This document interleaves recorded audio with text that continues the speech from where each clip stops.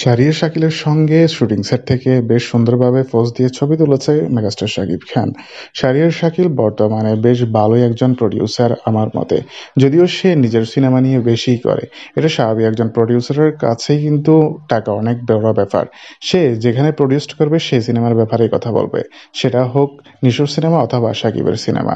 Producer হিসেবে শাহরিয়ার শাকিল যেভাবে ভালো ভালো সিনেমাতে ইনভেস্ট করছে, সেখানে কিন্তু বেশ ভালো জায়গায় আমাদের ইন্ডাস্ট্রি পৌঁছে যাবে। অন্যদিকে তাণ্ডব সিনেমাতেও কিন্তু বেশ ব্যয়বহুল একটি সিনেমা। এই সিনেমার পেছনে অনেক টাকা খরচ করা হচ্ছে এবং কি এই সিনেমার প্রমোশনও বেশ জোরসোরে চলবে। তুফানের মধ্যে আমরা যেভাবে প্রমোশন দেখেছি, এরকম প্রমোশন কিন্তু সাকিব কখনো করেনি এবং কি সামনে তাণ্ডব সিনেমাতেও সেরকম একটা প্রমোশন দেখতে চাই আমরা। কাকে কোন জায়গায় ইনভেস্ট করবে সেটা খেয়াল করবো না, আমরা চাই সাকিব ভালো সিনেমা করুক যেখানে ভালো ইনভেস্টর রয়েছে।